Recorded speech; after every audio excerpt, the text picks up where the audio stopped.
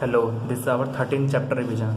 सो first इसमें हम ecology start कर रहे हैं। सबसे पहले हमें पढ़ना है फादर ऑफ इकोलॉजी थे रामदेव मिश्र, या फिर एपी ओडोम भी बोलते हैं कई बार। इन दोनों में से जो हो वो ठीक है। अब इसमें हम इकोलॉजी में पढ़ना है कि क्या क्या मैकेनिज्म होते हैं, कोई चीज़ क्यों होती है और कैसे होती है। सबसे पहले हमने बर्ड्स का एग्जांपल दे रखा है, हाउ, क्यों, कैसे होता है, क्या कैसे होता है। तो वॉइस बॉक्स के साउंड वाइब्रेटिंग होती है, वोकल कॉर्ड्स का मैकेनिज्म होता है। और क्यों होता है, क्योंकि ये कम्युनिकेशन में हेल्प करता है। ठीक है, तो ये जो चीज़ थी। उसके बाद आगे हमें दे रखा है कि इकोलॉजी के 4 लेवल्स होते हैं कंसर्न के, मतलब ऑर्गेनिज्म सबसे पहला लेवल होता है पॉपुलेशन, कम्युनिटीज़ और बायोम्स। ये 4 लेवल होते हैं सबसे ज़्यादा इंपॉर्टेंट। उसके बाद होता है सबसे पहले इस चैप्टर में जो एक्सप्लोर करने वाले ऑर्गेनिज्म और पॉपुलेशन लेवल करने वाले, कम्युनिटीज़ और बायोम्स नेक्स्ट चैप्टर में। तो सबसे पहले यहाँ पे इन्वायरमेंट में क्या क्या चीज़ें होती हैं। वेदर के बारे में बात करने वाले। वेदर में पता है किस किस चीज़ से चेंज होता है, सन का खुद की एक्सिस पे घूमना और उससे कितना दूर जा रहा है, वो कितना पास आ रहा है उस चीज़ में। रोटेशन ऑफ प्लैनेट और सन, इससे हमारा इन्वायरमेंट चेंज होता है, वेदर में चेंज आता है हमारा किस किस तरह से। ठीक है, उसके बाद हमें चार्ट दे रखा है। इस चार्ट में इंपॉर्टेंट है किस जगह पे कितनी बारिश और कितना टेम्परेचर। तो सबसे ज़्यादा टेम्परेचर ग्रास लैंड पर रखना है। सबसे ज़्यादा रेनफॉल और टेम्परेचर भी ऑलमोस्ट दोनों ज़्यादा रहते हैं मैक्स, वो ट्रॉपिकल रेन फॉरेस्ट। उसके बाद टेम्परेट, उससे नीचे जस्ट कॉनिफरस, नीचे आर्कटिक और अल्पाइन टंड्रा, डेजर्ट और ये। तो ये चार्ट पर देख लिया। उसके बाद हमें दे रखा है वेरिएशंस आती हैं अलग अलग जगह पे, मतलब जैसे जैसे हम अलग अलग पॉइंट पे जाते हैं उस जगह पे हमारे को वेरिएशन देखने को मिलती है। मेजर हमारे पास बायोम्स जो है इंडिया के मेजर बायोम्स देखने हमें 4 tropical rain forest, deciduous forest, desert और सी कोस्ट। ये 4 मेजर बायोम्स हैं। बायोम्स मतलब जो सबसे लास्ट लेवल था इकोलॉजी का। ठीक है, उसमें ये सबसे ज़्यादा इंपॉर्टेंट है। उसके बाद क्या हमारे को फैक्टर्स देखने हैं।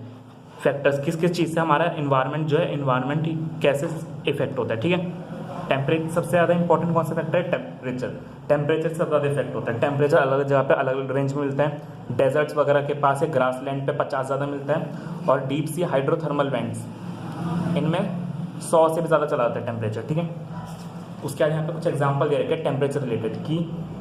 सबसे पहले तो मैंगो ट्री है, वो कनाडा और जर्मनी में ग्रो नहीं करता टेम्परेचर की वजह से। स्नो लेपर्ड्स हमें केरला में नहीं मिलती, केरला फॉरेस्ट में। और tuna fish beyond tropical rainfall, tropical latitudes के, tropical latitude ocean, tuna fish जो है इन जगह पे नहीं मिलते। तो ये कुछ मैकेनिज्म, किस फैक्टर्स हैं टेम्परेचर की जिस वजह से इफेक्ट होता है। टेम्परेचर से क्या होता है, हमारी बॉडी के एंजाइम एक्टिविटी इफेक्ट होती है। डिफरेंट टेम्परेचर पे हमारे एंजाइम्स वर्क करते हैं, उनकी एफिशिएंसी इफेक्ट होती है। अब कुछ ऑर्गेनिज्म होते हैं जो क्या करते हैं, wide range of temperature cope up कर लेते हैं टेम्परेचर चेंज के साथ। उनको तो बोलते हैं हम यूरीथर्मल, और जो नहीं कर पाते हैं उनको बोलते हैं हम स्टेनोथर्मल। मतलब जो अपना टेम्परेचर कॉप अप कर लेंगे, डिफरेंट टेम्परेचर में रह लेंगे वाइड रेंज में, उनको तो बोलेंगे यूरीथर्मल, बाकी वो बोलेंगे स्टेनोथर्मल। ठीक है, उसके बाद क्या है, वाटर नेक्स्ट। उस टेम्परेचर के बाद वाटर सबसे नेक्स्ट होता है जो सबसे ज़्यादा इफेक्ट करता है। अब वाटर की कैसे इफेक्ट करता है, वाटर का ये नहीं कहता कितना अमाउंट है वाटर का इफेक्ट करता है उसकी क्वालिटी, उसमें सॉल्ट कंटेंट वगैरह। तो सॉल्ट कंटेंट वगैरह इफेक्ट करते हैं, जैसे कि जो हमारी रिवर्स होती हैं, लैंड वाटर, उसमें 5% सॉल्ट्स होता है, और उसमें सी वाटर में 30 से 35% होता है, और 100 से ज़्यादा चला आता है हाइपर सलाइन लगून से। अब इसमें भी जो वाटर के ऑस्मोलैरिटी को वाइड रेंज में सह सके उसको तो बोलेंगे यूरी हेलाइन, और जो ना झेल पाए वाइड रेंज, नैरो रेंज के लिए हो, उसको बोलेंगे स्टेनो हेलाइन। ठीक है, सेम ऐसे ही है। मैनी फ्रेश वाटर फिशेस क्या होती हैं, जैसे एग्जांपल इसका दे रखा है, जो फ्रेश वाटर फिश होंगी वो सी वाटर में रह सकती है, और जो सी वाटर फिश होंगी वो फ्रेश वाटर में रहती है। सिंपल वही मैकेनिज्म है कि वाटर की क्वालिटी चेंज हो रही है। ठीक है, उसके बाद क्या है, लाइट से भी क्या होता है, लाइट से भी इफेक्ट होता है प्रोडक्टिविटी। लाइट से क्या होता है, sun is only source of energy, सबसे अच्छा सोर्स सन ही होता है हमारा, सबसे बेस्ट सोर्स जो है। तो इसमें क्या है, लाइट से किसी प्लांट की, किसी चीज़ की प्रोडक्टिविटी इफेक्ट हो सकती है। ठीक है, कुछ प्लांट्स क्या होते हैं, कम लाइट में ग्रो करते हैं, कुछ ज़्यादा लाइट में ग्रो करते हैं, तो सबसे अलग अलग रहती है। अब जो क्या है, जो लाइट की अवेलेबिलिटी है वो सिर्फ 500 मीटर डीप तक जा सकती है ओशन में, उसके बाद वो नहीं जा पाती। अब यहाँ पे 2 प्लांट के नाम देख लेते हैं। एक तो होते हैं हेलियोफाइट्स, ये किस लिए होते हैं, ज़्यादा लाइट के लिए, हाई लाइट, मतलब हाई लाइट में ग्रो करते हैं। ठीक है, दूसरे होते हैं स्कियोफाइट्स, लो लाइट में। ठीक है, ये नाम याद रख सकते हैं, नाम है बस नॉर्मल, कुछ नाम है। उसके बाद क्या है, मतलब इन जगह पे अब तो क्या रहता है, अब डीप सी में तो लाइट है नहीं, तो वहाँ पे कौन कौन सी लाइट सकते हैं यूवी रेस, तो यूवी रेस तो मोस्टली हार्मफुल होती हैं। तो क्या होता है, लाइट के सारे कलर नहीं पहुँचते विजिबल स्पेक्ट्रम के, सिर्फ कुछ कलर पहुँच पाते हैं, जैसे कि रेड वगैरह पहुँच जाएगा। रेड सबसे डीप तक चला जाता है क्योंकि उसकी वेवलेंथ लंबी होती है। उसके बाद क्या, सॉइल भी का इंपॉर्टेंट फैक्टर है इकोलॉजी के लिए। सॉइल की फैक्टर बोलते हैं हम एडेफिक फैक्टर बोलते हैं। सॉइल फैक्टर्स को हम जब भी सॉइल की बात करेंगे एडेफिक फैक्टर, ठीक है, एडेफिक फैक्टर्स। सॉइल का क्या होता है, सॉइल का पीएच, उस मिनरल कंपोजिशन, टोपोलॉजी, सारी चीज़ें और डिपेंड करती है उसकी फर्टिलिटी। अब सॉइल की फर्टिलिटी, वाटर होल्डिंग कैपेसिटी किस किस चीज़ पर डिपेंड करती है, उसकी कैरेक्टर से। सॉइल की composition, grain size, aggregation, percolation, water holding capacity, सारी चीज़ें क्या डिफाइन करती है, सॉइल की कितनी फर्टिलिटी होगी, ठीक है। उसके बाद क्या है, एबायोटिक फैक्टर जो है अब हमारे में जो हमने पढ़े, इनका कैसे कैसे ऑर्गेनिजम्स पर रिस्पॉन्स आता है। तो बेसिकली क्या हमारे पास 3 टाइप के ऑर्गेनिजम्स हैं। पहले पार्शियल रेगुलेटर्स, कन्फर्मर्स, ठीक है, इस हिसाब से डिपेंड करता है। मोस्टली जो हम इन्वायरमेंट में वो हमारे कन्फर्मर्स मिलते हैं, 99% ऑर्गेनिजम्स।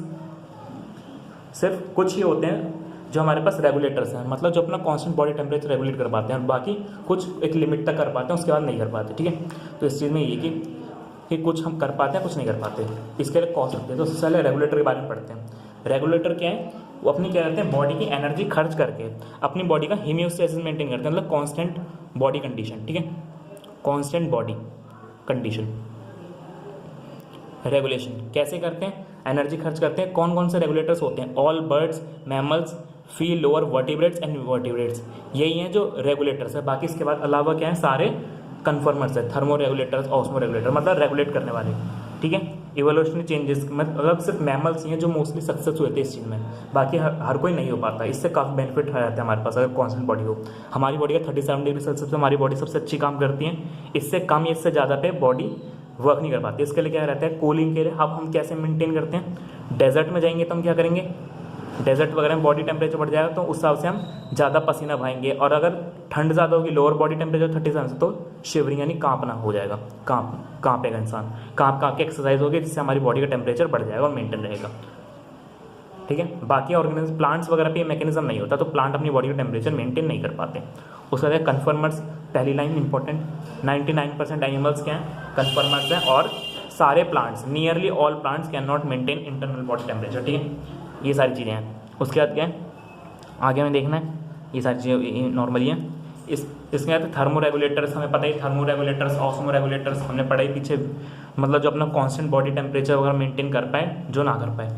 इसके बाद क्या हमारे को देखा आगे, माइग्रेटर्स क्या होते हैं, जो उस जगह को छोड़ देते हैं, कुछ होते हैं जो छोड़ सकते हैं। अब ये सारी चीज़ें हैं, ये सारी चीज़ें थोड़े टाइम के लिए हैं, मतलब ये थोड़े टाइम के लिए, मतलब थोड़े टाइम के लिए कंडीशन हार्ड हुई एनवायरनमेंट की तो जुगाड़ ढूंढ लो, बाकी लॉन्ग टाइम के लिए कुछ और चीज़ें होती हैं। माइग्रेशन में क्या है, उस प्लेस को छोड़ के नया प्लेस यूज़ कर लो, जैसे कि इसका एग्जांपल दे रखा है। कुछ क्या होते हैं, समर्स में कोई दिल्ली से शिमला चल जाते हैं, कोई ऐसे चल जाते हैं। एक एग्जांपल दे रखा है हमारा केओलाडो नेशनल पार्क, राजस्थान भरतपुर में क्या होता है, साइबेरियन क्रेन आते हैं हर साल, ठीक है, ठंड से बचने के लिए, तो नॉर्थ, तो इस एरिया में आ जाता है। तो ये इसका एग्जाम्पल है। सस्पेंड्स क्या होते हैं, अपनी बॉडी ग्रोथ को मतलब अपनी बॉडी की जो मेटाबॉलिक एक्टिविटी है उसको कम कर दो काफ़ी ज़्यादा, जिससे एनर्जी बचे सके और सेफ रह सके। कौन कौन कर सकते हैं, बैक्टीरिया, फंगस और लोअर प्लांट्स करते हैं। ये करते हैं अपने आसपास थिक वॉल्ड स्पोर्स बना देते हैं, थिक वॉल्ड जैसे जू स्पोर्स वगैरह में पढ़ते हैं, और इससे अपने आप को बचा लेते हैं। इस टाइम में जर्मिनेट, और जब सुटेबल टेम्परेचर आता है तो जर्मिनेट करना स्टार्ट करते हैं, मीन्स एक तरह से डॉर्मेंसी वाला पीरियड है, ठीक है। और जब फेवरेबल कंडीशन आएंगे तो जर्मिनेट कर देंगे। कुछ ऑर्गेनिज्म क्या यूज़ करते हैं, अब यहाँ पे 2-3 चीज़ें हैं। एक तो दे रखा है हाइबरनेशन क्या होता है, विंटर स्लीप, मतलब जो बियर वगैरह करते हैं, और एक होता है समर स्लीप वगैरह भी होता है। समर स्लीप होता है एस्टिवेशन, मतलब क्या रहता है, समर से रिलेटेड प्रॉब्लम्स के लिए। एक तो होता है विंटर स्लीप हाइबरनेशन, और एक होता है समर स्लीप, समर में हीट से बचने के लिए। दूसरा क्या है, जो मैनी जू प्लैंक्टन्स वगैरह जो छोटे मोटे प्लांट्स हैं नदी में, वो डाइपॉज करते हैं अपने सस्पेंडेड ग्रोथ की स्टेज को, उसको बोलते हैं डाइपॉज। तो 3 चीज़ें, हाइबरनेशन, एस्टिवेशन, डाइपॉज, तीनों सस्पेंशन के टाइप हैं, सस्पेंड की, ठीक है। अलग अलग ऑर्गेनिज्म करते हैं, कुछ बियर वगैरह हाइबरनेशन करते हैं, कुछ फिशेज वगैरह हैं, फिशेज स्नेल्स एस्टिवेशन करती हैं, और जू प्लैंक्टन डाइपॉज करते हैं। अब लंबे टाइम की अगर कोई चीज़ आती है तो उसमें हमें माइग्रेशन वगैरह से काम नहीं चलता, तो हमें अडेप्टेशंस करनी पड़ती हैं खुद के अंदर एनवायरनमेंट में रहने के लिए एबिलिटी। जैसे हमारे को देखा सबसे पहले यहाँ पे एग्जाम्पल दे रखा हमारा स्टोमेटल प्लांट्स में दे रखा है, अपना वाटर लॉस घटा दो, कैश ट्रांसपिरेशन, तो जैसे कैम इसकी फुल फॉर्म होती है क्रेजुलेशन एसिड मेटाबॉलिज्म प्लांट्स। कौन कौन से प्लांट्स होते हैं हमारे पास जो डेजर्ट में रह पाते हैं, जैसे ओपोन्शिया, बोगेनविला, ये सब होते हैं। इनके पास क्या होता है, इनकी लीफ वगैरह चेंज हो जाती हैं। इसके एग्जाम्पल लिख सकते हैं पाइनएप्पल, कैंथी, अगेव और बोगेनविला।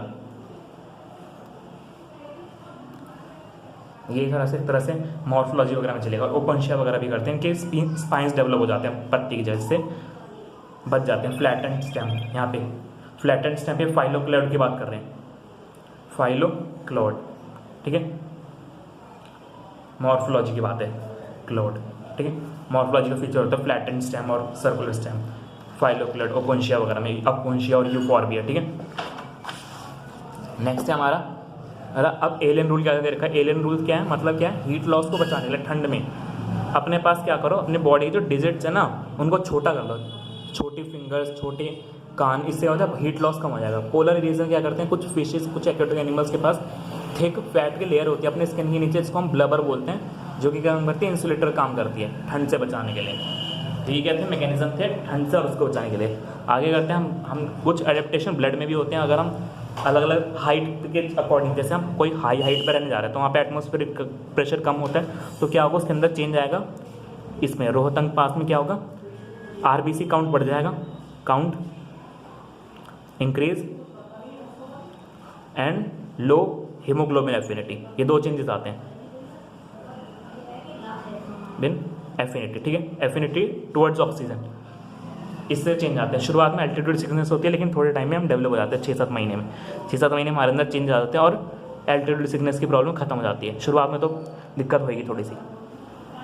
नेक्स्ट हमारा दे रखा है, कुछ आर्गे बैक्टीरिया होते हैं भाई जो हमारे थर्मो एसिडोफाइल्स होते हैं, वो कहाँ पे रहते हैं, 100 डिग्री सेल्सियस से भी ज़्यादा में रहते हैं, जो sulphur hyper sulphur cell lines होते हैं, हाइपर वेंट्स, हाइपर थर्मल, ठीक है, हाइपर थर्मल वेंट्स, उन ओरिजिन पे। अब क्या होते हैं, उसका दे रखा हमारे को डेजर्ट का देखा। अब एक डेजर्ट लिजार्ड होती है जो अपनी बॉडी का टेम्परेचर बिहेवियर के अकॉर्डिंग चेंज करती है, बिहेवियर अडेप्टेशन है उसके पास, बिहेवियर रिस्पॉन्स, इससे वो अपना टेम्परेचर मेंटेन कर लेती है बॉडी का। कैसे करती है, जब उसके पास क्या होगा, हाई टेम्परेचर आएगा तो क्या करेगी, सबसे पहले क्या करेगी, अगर हाई टेम्परेचर आ गया तो कहीं छिप जाएगी वो किसी चीज़ के नीचे, और अगर बाई चांस ठंड ज़्यादा पड़ गई तो क्या करेगी, धूप में बैठ जाएगी और अपने बॉडी के टेम्परेचर को चेंज कर लेगी।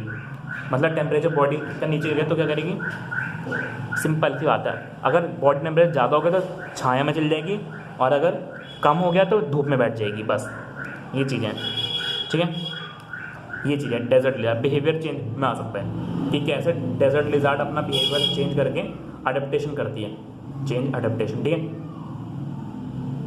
अडेप्टेशन एक तरह का ये भी एलियन रूल वगैरह। उसके बाद क्या, पॉपुलेशन इंटरेक्शन। पॉपुलेशन इंटरेक्शन क्या मतलब, पॉपुलेशन में क्या कौन आ रहा है कौन जा रहा है, इस चीज़ से कुछ पॉपुलेशन इंटरेक्शन होता है। सबसे पहले हम पॉपुलेशन ग्रोथ रेट के बारे में थोड़ा सा पढ़ना है कि कैसे ग्रोथ रेट होती है। सबसे पहले क्या एग्जांपल देख लेते हैं, ये पॉपुलेशन बर्थ रेट कैसे हो गया, मतलब अगर एक नदी में 20 प्लांट्स हैं, ठीक है, उसमें 8 और ऐड हो गए 28 हो गए, तो वहाँ की बर्थ रेट कैसे निकालेंगे हम, 8 अपॉन जितने बढ़े और जितनी पहले थी उसको डिवाइड करके हमारी बर्थ रेट आती है पर ईयर, जितने टाइम में जितने बड़े होंगे। तो ये एग्जांपल आ सकता है इस तरह का क्वेश्चन। ऐसे दूसरा दे रखा है फ्रूट फ्लाइज का, जितनी ऐड आती हैं उनको जोड़ के निकाल देते हैं, एक जितने भी टाइम में बड़े होते हैं, ठीक है। 3 टाइप के ट्राइंगल से, एक्सपेंडिंग, स्टेबल, डिक्लाइनिंग। एक्सपेंडिंग होता है, एक्सपेंडिंग कैसे पता करते हैं, इस तरह से पिरामिड शेप बन जाता है, और इसको बोलते हैं हम बेल शेप, ये बेल शेप होता है, और इसको बोलते हैं हम अर्न शेप, ठीक है। ये 3 टाइप के ट्राइंगल्स हैं जो कि हमारे डिफाइन करते हैं। अब इससे पता चल जाता है, अब इससे क्या पता चलता है, पॉपुलेशन डेंसिटी टर्म आता है, मतलब एक एरिया में कितने लोग रह रहे हैं एक पर्टिकुलर एरिया में, उससे पता चल जाता है पॉपुलेशन डेंसिटी, ठीक है। पॉपुलेशन डेंसिटी नॉर्मली कैसे मेजर कर सकते हैं हम, या तो साइज, नंबर ऑफ ऑर्गेनिज्म, इन सब चीज़ों को मेजर कर सकते हैं, ठीक है। जैसे साइबेरियन क्रेन भरतपुर में, वेटलैंड्स वगैरह में, वहाँ पे हम साइज क्या होता है, पॉपुलेशन का 10 से कम भी हो सकता है साइबेरियन क्रेन का, और मिलियंस में होता है, जैसे क्लेमेडोमोनास, ये याद रखना 10 से कम साइज साइबेरियन क्रेन का भरतपुर वेटलैंड में, जो क्लेडो नेशनल पार्क था, ठीक है, उसकी बात हो रही है यहाँ पे। अब पॉपुलेशन डेंसिटी में क्या क्या फैक्टर रहते हैं, कई बार क्या रहता है, हमें पॉपुलेशन का बाई चांस हम ऑर्गेनिज्म गिनने की बजाय उनके एरिया कितना ऑक्यूपाई कर रहे हैं, ये सारी चीज़ें मेजर करने लाते। जैसे क्या होता है, कई बार अब मान लीजिए एक पार्थेनियम ग्रास का प्लांट, बहुत एग्जांपल दे रखा है यहाँ पे हमें, 200 पार्थेनियम प्लांट्स और एक बेनियन ट्री, तो क्या पे रहेगा, पार्थिनियम प्लांट्स क्या छोटे छोटे प्लांट्स होंगे, लेकिन नंबर तो बहुत ज़्यादा, लेकिन इनका एरिया तो बहुत कम होगा ना, जबकि एक सिंगल ट्री ज़्यादा एरिया घेर लेगा। तो इसलिए यहाँ पे हमें कई बार साइज़ भी मेज़र कर सकते हैं, साइज़, तो साइज़ वगैरह भी मेज़र करते हैं, तो डेंसिटी बोल देते हम साइज़ मेज़र कर रहे हैं, तो ये ज़्यादा बेनिफिट रहता है, हम एक एक ऑर्गेनिज्म को गिन नहीं सकते, तो ये ज़्यादा बेटर रहता है। इसलिए हम कई बार होता है टोटल नंबर गिनना ना तो ईजी होता पर ना ही यूज़फुल होता, ठीक है, तो इसलिए हम इसे नहीं यूज़ करते। ऐसे में हम जैसे बैक्टीरिया वगैरह में ज़्यादा यूज़ करते हैं। हम यहाँ पे रिलेटिव डेंसिटी वगैरह भी यूज़ कर सकते हैं कई बार, एब्सोल्यूट डेंसिटी हो जाए रिलेटिव डेंसिटी, उसका भी सेम इक्विवेलेंस होता है। टाइगर की पॉपुलेशन कैसे मेट करते हैं, उनके पेट्री डिश और पग मार्क्स की वजह से, फीकल पैलेट्स जो है, फीकल पैलेट्स, पेट्री डिश, इन सबसे, और पग मार्क्स, इससे हम टाइगर की डेंसिटी मेजर कर सकते हैं, ठीक है। पॉपुलेशन ग्रोथ के लिए 4-5 चीज़ें रखिए। नेटिलिटी मतलब बर्थ रेट, एक तरह से बर्थ रेट ही है, कितने बर्थ हो रहे हैं कितने टाइम में। मोर्टेलिटी मतलब डेथ रेट। इमिग्रेशन मतलब किसी जगह पे आना, एमिग्रेशन मतलब किसी जगह से जाना। इससे हमारे बर्थ मॉडल बनते हैं, इससे हमारी पॉपुलेशन इफेक्ट होती है, बढ़ सकती है घट सकती है। ये दो फैक्टर बढ़ाते हैं, ये दोनों घटाते हैं। इसके साथ साथ हमारे पास 2 बर्थ मॉडल्स हैं, ग्रोथ मॉडल है, एक तो एक्सपेंशियल मॉडल है। एक्सपेंशियल मॉडल में क्या है, कॉन्टिन्यूस ग्रोथ होती है डार्विन के अगेंस्ट टाइप। इसमें ये इसकी क्वेश्चन याद रखना, DN/D, ये मतलब पर्टिकुलर टाइम में कितनी ग्रोथ हो रही है हमारे को बताता है, ये क्वेश्चन है। इसमें क्या है, DN/ क्या है, डेंसिटी कितने टाइम में ग्रोथ में रेट कर रही है, कितने टाइम में कितनी पॉपुलेशन बढ़ रही है, ठीक है। और ये क्या है, इंट्रिंसिक फैक्टर है। R हमारे क्या है, intrinsic factor, intrinsic rate of natural growth, ठीक है, ये बताता है। N क्या है, इनिशियल पॉपुलेशन। अब R की वैल्यूज़ दे रखी है अलग अलग। फ्लोर बीटल के लिए 0.12, नॉर्वे रेट के लिए 0.015, ह्यूमन के लिए दे रखी है 0.0205। 1-2 याद कर सकते हैं, मोस्टली आती नहीं, फिर भी एक बार थोड़ा देख लेंगे। अब उसके बाद क्या है, एक्सपोनेंशियल ग्रोथ, ये तो नॉर्मल था। इसका क्या करते हैं, इसका अगर लॉग की फॉर्म में लिख लेते हैं, इसी को लॉग की फॉर्म में लिखेंगे तो ऐसी आ जाएगी ये फॉर्म, ठीक है। ये भी सेम क्वेश्चन है दोनों। उसके बाद क्या कर सकते हैं, नेक्स्ट मॉडल है हमारा, next model logistic growth model. ये सबसे ज़्यादा काफ़ी लॉजिस्टिक ग्रोथ मॉडल ही एक्चुअल मॉडल है। इसका दूसरा नाम है वर्नहॉर्स्ट पर्ल मॉडल। इसकी इक्वेशन क्या है, ये रेट, पॉपुलेशन, इंट्रिंसिक फैक्टर। अब ये क्या है, इसको बोलते हैं कैरिंग कैपेसिटी। इसके बारे में क्वेश्चन आता है कई बार, कैरिंग कैपेसिटी, ये जो के है, ठीक है, ये रहा कैरिंग कैपेसिटी। और पूरे ये क्या है, इसको क्या बोलेंगे, ये जो है इसको बोलते हैं इन्वायरमेंट रेजिस्टेंस मतलब जो पॉपुलेशन ग्रोथ करने से रोक रहा है। इसका कर्व कैसे होता है, सिग्मॉइड, शुरुआत में ग्रो करेगी, बाद में रुक जाएगी। और ऐसा भी होता है क्योंकि इससे फिटनेस का रोल आता है, डार्विन फिटनेस, क्योंकि हमें पता है फूड माल्थस वाला आर्टिकल कि फूड और हमारी पॉपुलेशन ज्योमेट्रिकल और अर्थमेट्रिकल तरीके से ग्रो करते हैं, जिस वजह से क्या रहता है, कुछ क्या होता है, गैप आ जाता है, जिस वजह से सर्वाइवल के लिए फिट नेचुरल सिलेक्शन होता है। तो उसमें से वाला इंपॉर्टेंट है। लॉजिस्टिक मॉडल मोर रियलिस्टिक होता है। अब क्या लाइफ हिस्ट्री बता रखी है पॉपुलेशन की। हाई R वैल्यू क्या शो करती है, फिटनेस, किसी का हाई इंट्रिंसिक इंडेक्स है तो हाई वैल्यू शो करेगा, तो उसकी फिटनेस ज़्यादा होगी, ठीक है।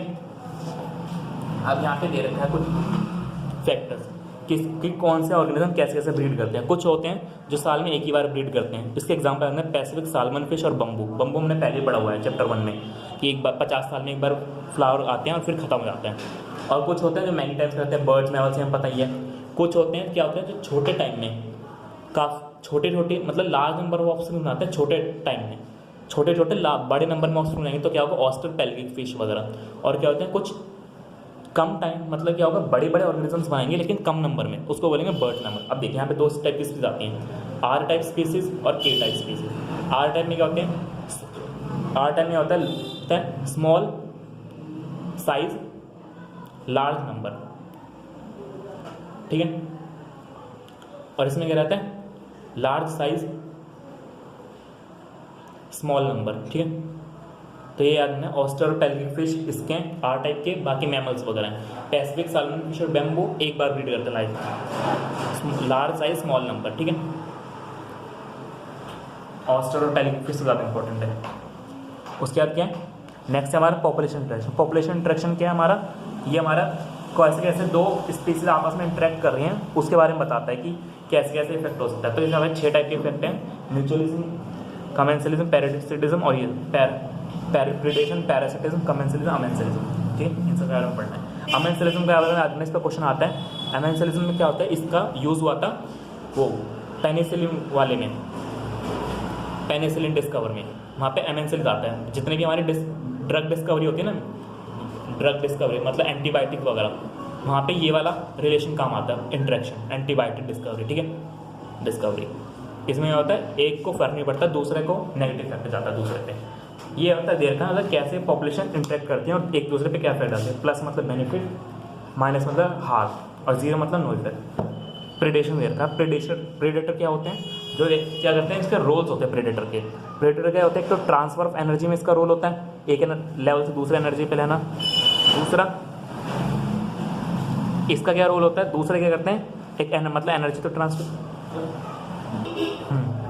दूसरा एक पहला काम तो इसका एनर्जी ट्रांसफर के लिए सोर्स हो गया पाथवे। दूसरा क्या रहता है पॉपुलेशन में, ये करता है कंपटीशन को रिड्यूस करता है, मतलब जो इसके नीचे की स्पीसीज है उसमें रिड्यूस कंपटीशन। और दूसरा उनमें उनका साइज मेंटेन करता है, मेंटेन साइज। किसी एक स्पीस का साइज ज़्यादा ना बढ़ जाता है, इस चीज़ इन सब चीज़ ये इसका रोल होता है, ट्रांसफर एनर्जी। प्रेडेटर के रोल होते हैं, तो काफ़ी इंपॉर्टेंट होता है प्रेडेटर भी, ठीक है। अब इसमें कुछ एग्जांपल्स दे रखे हैं अलग अलग जगह पे, कहाँ पे क्या प्रेडेटर का रोल है। तो सबसे पहले हमारा एग्जांपल दे रखा हमारा ऑस्ट्रेलिया का प्रिकली पियर्ड कैक्टस, ये रहा। तो यहाँ पे ऑस्ट्रेलिया में एक क्या था, प्रिकली पियर्ड कैक्टस दे रखा है यहाँ पे, उसका रोल ये रहा प्रिकली पियर्ड कैक्टस। इसको क्या था, इसकी पॉपुलेशन बहुत ज़्यादा बढ़ गई थी, तो इसको कैसे किया था, इसका प्रेडेटर ढूंढा था मौत, जिसने कैसे इसकी पॉपुलेशन को कंट्रोल नहीं किया था, बायोलॉजिकल कंट्रोल बोलते हैं इसे। इसका भी हम प्रेडेटर में बहुत यूज़ करते हैं क्रॉप ब्रीडिंग में, ठीक है। दूसरा देखा हमारे पास एग्जाम्पल है, हमारे पास रॉकी इंट्रीडल, एक माउंटेन अमेरिकन पैसिफिक कोस्ट था, वहाँ पे स्टार फिश थी पिजास्टर। उसकी जब उसको रिमूव किया गया था तो वहाँ से स्टार फिश की जो नीचे वाले और ये स्टार फिश जब रिमूव किया तो उसके नीचे की 10 इनवर्टिब्रेट स्पीसीज एक्सटिंक्ट हो गए थे, क्योंकि इंटर स्पेसिफिक कॉम्पिटिशन इतना ज़्यादा बढ़ गया। 10 इनवर्टिब्रेट की स्पीसीज का इंटर स्पेसिफिक कॉम्पिटिशन भी घटाता है प्रेडेटर। तो 2 एग्जाम्पल है, सबसे ज़्यादा इंपॉर्टेंट है। नेक्स्ट चलते हैं हमारे पास, नेक्स्ट एग्जाम्पल मतलब क्या रहता है, एक एग्जाम्पल देखा, हमेशा प्रेडेटर और प्रे में कॉम्पिटिशन रहता है, जो ज़्यादा एडवांस रहता है वो जीतता है। अब प्रे के बारे में बात करते हैं। प्रे में रहता है कुछ मैकेनिज्म्स होते हैं, जैसे कैमोफ्लेज, अपने आप को उसका अपना कलर चेंज कर लेना जिससे बच जाना। कुछ क्या होते हैं पॉइजनस सब्सटेंस क्या खा लेते हैं, जैसे यहाँ हमारे पास एग्जाम्पल देते हैं मोनार्क बटरफ्लाई, ये रहती है अपने उससे बच जाती है अपने प्रेडेटर से, प्रेडेटर बर्ड से। कैसे, डिस्टेस्टफुल केमिकल्स प्रेजेंट होते हैं इसकी बॉडी में, जिस वजह से इसका टेस्ट खराब रहता है बटरफ्लाई। कुछ केमिकल अपने कैटरपिलर स्टेज में कुछ पॉइजनस वीड्स खा लेती है, जिस वजह से इसका बॉडी का टेस्ट जो है खराब आता है कैटरपिलर स्टेज में, ठीक है। उसका देखता है बर्ड जो होते हैं, बर्ड्स भी एक तरह के प्रेडेटर होते हैं, जरूरी नहीं कि सर प्रेडेटर सिर्फ मांसाहारी हो, कार्निवोर्स, हर्बीवोर्स होते हैं। जो 25% प्लांट्स हैं वो फाइटोफेगस हैं, 25% इंसेक्ट जो है फाइटोफेगस मतलब जो प्लांट्स खाते हैं, insects, plants eating, plants eating, ठीक है, प्लांट के ऊपर रहते हैं। अब क्या रहते हैं, ये भी एक तरह के क्या है हमारे पास प्रेडेटर ही हैं। अब इसमें यहाँ पे दे रखा है कुछ मैकेनिज्म होते हैं, जैसे हम पता है प्लांट्स अपने को कैसे बचा सकते हैं। भाई चल के इसलिए तो उनके पास क्या होता है, ऑस्ट्रेलिया एक सी और कैक्टस, इनके पास रहते हैं कांटे उग जाते हैं। दूसरा हमारे पास एग्जाम्पल दे रखा हमारे पास कैलोट्रोपिस का, इसके पास क्या रहता है, ये रहता है इसके बॉडी में क्या होते हैं, मतलब कैलोट्रोपिस पॉइजनस कार्डियोग्लाइकोसाइड्स होते हैं, जो गाय इनको खाती है उसकी बॉडी मतलब प्रॉब्लम आती है।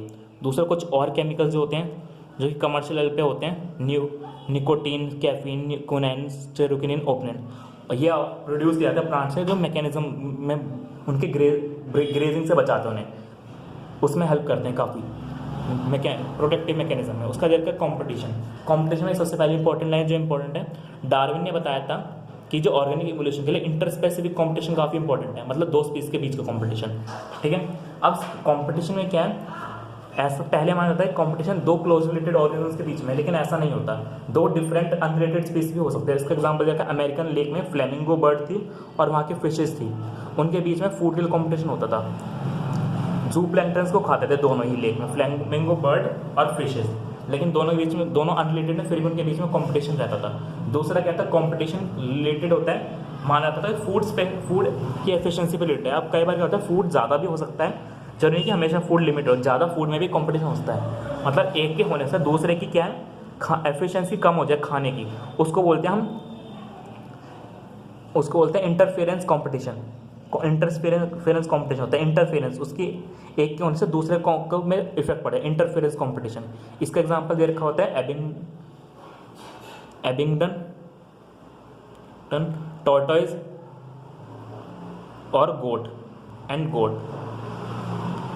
इन गैलोपेगोस आइलैंड, मतलब जहाँ पे डार्विन गया था वहाँ पे उसका एग्जांपल है। वहाँ पे घास तो बहुत सारी थी, दोनों ही घास खाते थे गैलोपेगोस आइलैंड में, टॉर्टोइज भी और गॉट भी, लेकिन गॉट के आने से टॉर्टोइज की एफिशिएंसी कम हो, इस वजह से वो इफेक्ट हुआ। अब क्या रहता है कंपटीशन, क्या रहता है साइज घटता है, हमेशा कंपटीशन में दोनों को ही नुकसान होता है, प्रेडेशन में एक को नुकसान एक को फायदा, इसमें रहता है दोनों को ही नुकसान होता है। ये डिपेंड किस पे करता है, कौन ज़्यादा फिट है, यहाँ पे आर पे जो इंट्रिंसिक फैक्टर था ना, जिसका आर ज़्यादा होगा वो ज़्यादा डोमिनेट करेगी, बाकी दूसरे डोमिनेट नहीं कर पाएगी, ठीक है। कॉम्पिटिटिव, इसको कॉम्पिटिटिव एक्सक्लूजन प्रिंसिपल बोलते हैं। ये मतलब एक को हटा दो जो रिसेसिव होगा। अब क्या रहता है कई बार इससे नुकसान दोनों को ही होता है इसे, लेकिन कई बार क्या रहता है एक मैकेनिज्म होता है कॉम्पिटिटिव रिलीज। मान लीजिए कॉम्पिटिशन में हम डोमिनेंट स्पीसीज को हटा दें तो क्या होगा, दूसरे की स्पीसीज बढ़ जाएगी, दूसरा जो रिसेसिव स्पीसीज है उसकी पॉपुलेशन बढ़ लग जाएगी। इस चीज़ बोलते हैं कॉम्पिटिटिव रिलीज, जो हमने पीछे किया था कराया था डिजास्टर स्टारफिश का, वही वाला, इसको कॉम्पिटिटिव रिलीज बोलते हैं, एक एक्सपैंड करने लग जाएगी, ठीक है। इसका एग्जाम अब दूसरा एक देर का है कर्नल्स इलिंगेंट एक्सपेरिमेंट, रॉकी सी कोस्ट स्कॉटलैंड में। यह क्या था, यहाँ पे सुपीरियर बार्नेकल थी और दो फिशेज है बार्नेकल्स की, दो स्पीसीज हैं बैलेनस और कैथामिलस, एक डोमिनेट कर रही थी दूसरे पे, तो इस वजह से अगर एक को हटा दोगे तो दूसरी एक्सपैंड करने लग जाएगी। एक मेजर का गॉस कॉम्पिटिटिव एक्सक्लूजन प्रिंसिपल, ये क्या बताता है, दो क्लोजली रिलेटेड स्पीसीज के बीच में अगर कंपटीशन रहेगा किसी सेम रिसोर्स का, तो वो दोनों रह नहीं सकती, एक को हटना ही पड़ेगा और दूसरी डोमिनेट करती है। लेकिन ऐसा नहीं था, इसका हमें एक्सेप्शन मिले। कुछ स्पीसीज क्या थी जो क्या कर रही थी, रिसोर्स पार्शनिंग कर रही थी। तो उसका दे रखा है रिसोर्स पार्शनिंग करते हैं, रिसोर्स पार्शनिंग आपस में बांट लेते हैं। इसका एग्जांपल देता है मैकआर्थर ने दिया था, 5 क्लोज रिलेटेड थी वार्बलर बर्ड्स की, सेम ट्री पे रहती थी, बस उन्होंने अपना बिहेवियर चेंज किया था खाने का और को एग्जिस्टेंस शो कर रही थी। इसको कॉम्पिटिटिव रिलीज या फिर इसको ही बोलते हैं, मतलब रिसोर्स पार्शनिंग, ठीक है। कॉम्पिटिटिव रिलीज भी बोल सकते हैं एक तरह से, इसे बोला जाता है कॉम्पिटिटिव रिलीज, ठीक है। इंटरस्पेसिफिक कॉम्पिटिशन घटा दिया जाता है, ठीक है। कॉम्पिटिटिव रिसोर्स पार्शनिंग, कॉम्पिटिटिव रिलीज, ठीक है। नेक्स्ट हमारा मेनली रिसोर्स पार्शनिंग पे टिक करेंगे हम, कॉम्पिटिटिव रिलीज नहीं, ठीक है।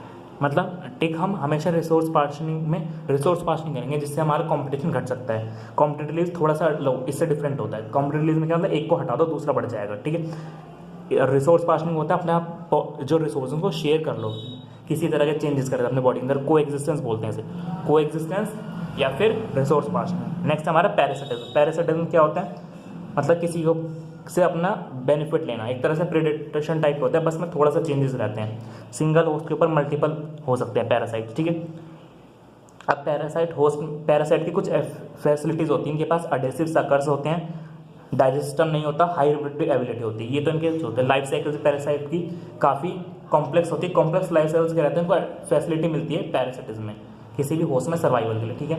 एक ह्यूमन लिवर फ्लू दे रखा है जो कि ट्रीमेटोडा, मतलब 3 लाइफ साइकिल, मतलब 3 ऑर्गेनिज्म के अंदर रहेगा, एक तो ह्यूमन और 2 इंटरमीडिएट होस्ट क्या है, स्नेल और फिश, ठीक है। इन 3 के अंदर मलेरिया पैरासाइट में पता है मॉस्किटो और ह्यूमन के अंदर अपनी लाइफ साइकिल पूरी करता है। नेक्स्ट हमारा मेजॉरिटी जो पैरासाइट है हार्म तो करेंगे होस्ट को, उसका सर्वाइवल कम है, लेकिन उसे जान से नहीं मारेंगे, ठीक है, उसे जान से नहीं मारते। एक एग्जाम्पल का जो फीटस है, फीटस भी एक तरह का पैरासाइट ही होता है, foetus is parasite for mother, ठीक है, एक तरह से पैरासाइट होता है पैरासाइट। अब क्या रहता है, पैरासाइट 2 तरह होते हैं, एंडोपैरासाइट और एक्टोपैरासाइट। जो बाहर रह रहे हैं एक्टोपैरासाइट, जो अंदर हैं वो एंडोपैरासाइट। जैसे मरीन फिशेज पे किससे एक्टोपैरासाइट होते हैं, कॉर्पेट्स। कॉर्पेट्स क्या है, एक तरह के कॉर्पेट्स फिशेज हैं जो मरीन फिशेज पर लग जाती हैं एक्टोपैरासाइट की तरह, ठीक है। और दूसरा कसकटा में पता है पैरासाइटिक प्लांट होता है, ये भी इसके अपना क्लोरोफिल यूज करके ये भी एक अच्छा पैरासाइट होता है। फीमेल मॉस्किटो याद रखिए पैरासाइट नहीं बोलते हैं, ठीक है। पैरासाइट वो होता है जो अपना खाना लेता है होस्ट से, फीमेल मॉस्किटो से ब्लड लेती है हमारा, जो कि अपना रिप्रोडक्शन में हेल्प करती है, उसको पैरासाइट नहीं बोलेंगे, याद रखिएगा, पैरासाइट में कंसिडर नहीं करेंगे, ठीक है। उसके बाद देखिए एंडोपैरासाइट, मोस्टली जो होते हैं हम और एनवायरनमेंट में एंडोपैरासाइट ही होते हैं। एंडोपैरासाइट का एग्जांपल देखा हम, एंडोपैरासाइट के एग्जांपल हो सकते हैं अलग अलग। एंडोपैरासाइट की एक्सटेंसिव लाइफ साइकिल होती है, मॉर्फोलॉजी एनाटॉमी फीचर्स भी उनमें ग्रेटली सिंप्लीफाइड होते हैं और रिड्यूसिंग एप्लिसिटी में ज़्यादा होते हैं। जैसे इसका एग्जांपल होता है मलेरिया, मलेरिया का जो प्रोटोजोआ है ये एंडोपैरासाइट ही तो एक तरह का, ठीक है, और जितने भी बैक्टीरिया वगैरह होते हैं एंडोपैरासाइट ही होते हैं। एक ब्रूड पैरासिटिज्म का एग्जांपल दे रखा हमारे को, मतलब क्या रहता है जो एनिमल्स क्या होते हैं जो होते हैं वहाँ पे हमारा बर्ड होता है ना, कुकू बर्ड, कुकू बर्ड क्या करता है अपना कोयल अपने अंडे क्रो के घोंसले में दे देती है और वहाँ पे उसके एग्स का जो अपीयरेंस होता है वो कौवे के अंडे जैसा ही होता है, जिस वजह से पहचान नहीं पाता और वहाँ पे रह देते हैं, ठीक है। जिससे होता है साइज और कलर सेम करने से जो डिटर्मिनेशन की एक्टिविटी है वो घट जाती है कौवे की। उसका देखिए कॉमन सेल्स, कॉमन सेल्स में क्या होता है एक को फायदा और दूसरे को फर्क भी नहीं पड़ता है। इसका एग्जांपल भी काफ़ी सारे हैं, इसके एग्जांपल देखना है। एक ऑर्किड, मैंगो ट्री के ऊपर एपिफाइटिक ऑर्किड ग्रो करता है एपिफाइटिक की तरह मैंगो ट्री पे। ऑर्किड के एग्जांपल देखिए बार्नेकल्स ग्रो करते हैं वेल पे, उनको ट्रैवलिंग में हेल्प मिलती है। अब इससे कहते हैं ना तो मैंगो को फ़ायदा होता है ना वेल को फ़ायदा होता है, इनको फ़र्क भी नहीं पड़ता, लेकिन जो हमारा ऑर्किड है और बार्नेकल्स है इनको फ़ायदा मिल जाता है। नेक्स्ट है हमारा कैटलिग्रेट, और कैटलिग्रेट क्या होता है एक तरह के बर्ड्स हैं जो कि करते हैं आप साथ में रहते हैं ग्रेजिंग एनिमल्स के बर्ड्स हैं, जिससे क्या होता है जब घास खाता है कोई ऑर्गेनिज्म कोई भी ग्रेजिंग एनिमल, जिससे क्या होता है उन इंसेक्ट्स बाहर आ जाते हैं और ये बाद में ये बर्ड्स उस इंसेक्ट को खा लेते हैं। ये भी अच्छा एग्जांपल है ग्रेजिंग में। दूसरा अनदर एग्जांपल दे रखा हमारा कॉमन सेल्स का इंटरेक्शन बिटवीन सी एनेमोन और स्टिंगिंग टेंटिकल्स क्लोन फिश, ये भी कॉमन सेल्स का एग्जांपल है, ठीक है, ठीक है। तो ये भी एक अच्छा एग्जांपल है। नेक्स्ट एक होता है प्रोटोकॉर्पोरेशन, प्रोटोकॉर्पोरेशन या फिर सिम्बायोसिस बोलते हैं इसे। इसका एग्जांपल होता है क्लोन फिश विद क्रोकोडाइल, ये भी याद रख सकते हैं, आ सकता है क्रोकोडाइल, ठीक है। मतलब ये कॉमन सेल्स में क्या चला, कॉमन सेल्स में तो क्या होता है हमेशा साथ रहने वाले, वो दो ऑर्गेनिज्म हमेशा साथ रहेंगे, इसमें क्या होता है हमेशा साथ नहीं रहते। जैसे कुछ क्लोन फिश बर्ड्स होते हैं, बर्ड्स वगैरह और क्रोकोडाइल, ये क्या रहते हैं हेल्प करते हैं दूसरे की बस।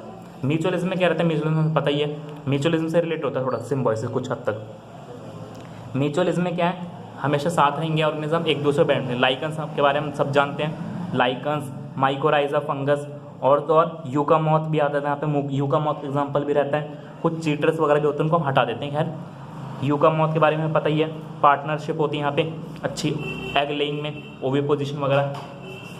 यूकामॉथ के जो प्लांट्स होते हैं फ्रूट फ्लाई, वास्प पॉलिनेटर्स वगैरह हमने बनाया। जो सेल्विया के अंदर होता है लीवर मैकेनिज्म होता है, एग उसके लिए होता है वास्प लीवर। और हमें ऑर्किड होता है, मेडिटेरियन ऑर्किड के बारे में पता होना चाहिए। मेडिटेरियन ऑर्किड क्या है, ये क्या करता है अपने जो फ्लावर का शेप है वो इस तरह से कर लेता है मेडिटेरियन ऑर्किड, जिससे क्या रहता है मेल है वो सेक्सुअल डेफिशिएट करके, मतलब उसको सेक्सुअल प्लेजर देके अपना ना पॉलिनेशन करवाया जाता है। मेडिटेरियन ऑर्किड इस सबसे एग्जाम्पल है। जो फीमेल बम्बल बी जैसा कर लेगा अपना जो फ्लावर का शेप साइज है, ठीक है, फीमेल जैसा कर लेगा, ठीक है। और ये सारी चीज़ें, तो यहाँ पे हमारा ये चैप्टर खत्म होता है। Thank you.